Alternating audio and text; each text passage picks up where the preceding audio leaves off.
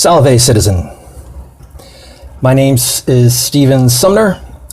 Thank you for viewing this epistle to the Empire of Reason, which is entitled Joy Has No Monthly Subscription Fee, and the topic is freedom. And we'll begin with a quote from Seneca. People exist who are unhappy, not without pleasure, but as a result of pleasure itself.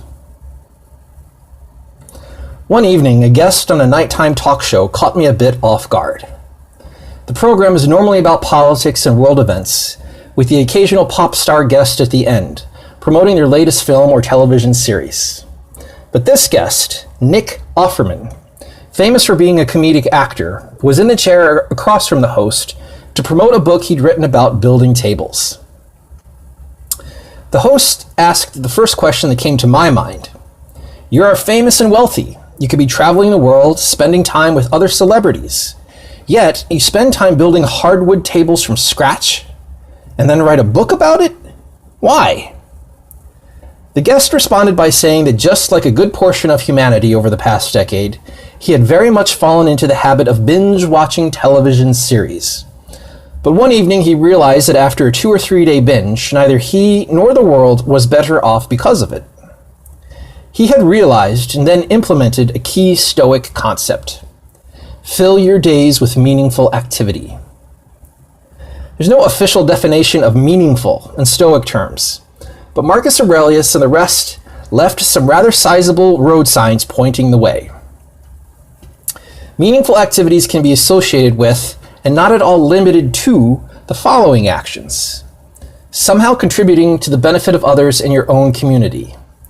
Pursuing Stoic studies, any studies really, that help keep your life based on reason.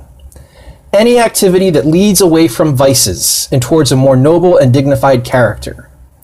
Carrying out any activity that strengthens your will and ability to endure hardship. Realizing that you are a part of the human family and that there is a greater whole to which you can contribute, rather than only being focused on feeding your own individual desires for pleasure. Were the Stoics against pleasure and fun as they are sometimes portrayed? Not at all.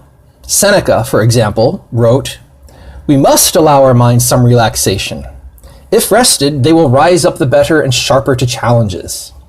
We should show kindness to the mind from time to time, and grant it the leisure that serves it for sustenance and strength." The Stoics merely attached little importance to such things, and by doing so, received something greater, joy, an appreciation for life itself, and that is something for which you don't need to pay a monthly subscription fee. There is very much an allure to simply hunkering down for a weekend in order to get through an entire series you just discovered and are passionate about. And the same thing can also be said about gaming. But again, someday you will be on your deathbed and will look back on your life and will naturally ask, did I use my time wisely? If you only come up with years of staring at a glowing screen mindlessly, that would be truly sad and pitiful.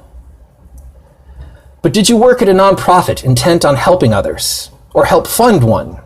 Did you help provide direct care to humans or animals? Did you set about to help change harmful cultural norms for the betterment of future generations? Is there a handmade coffee table sitting in your children's or grandchildren's homes? Maybe a copy of a book you wrote is sitting on their shelves. This I can guarantee. Looking back on a life of thousands of hours focused on television, movies, and video games will have very little meaning, if any, at all. Acta non verba. Identify areas of your life that involve hours and hours with a screen. Ask if they can be reduced or completely eliminated, thus not only saving time, but money. Then ask a question that only you can answer. What did I do today that was meaningful? Thank you for taking the time to watch and listen. If you would like a written transcript of what I just read, please visit veritascurat.net, where you will also find additional quotes from the ancient Roman Stoics in support of this argument. And please always remember, veritas curat, truth cures. Vale.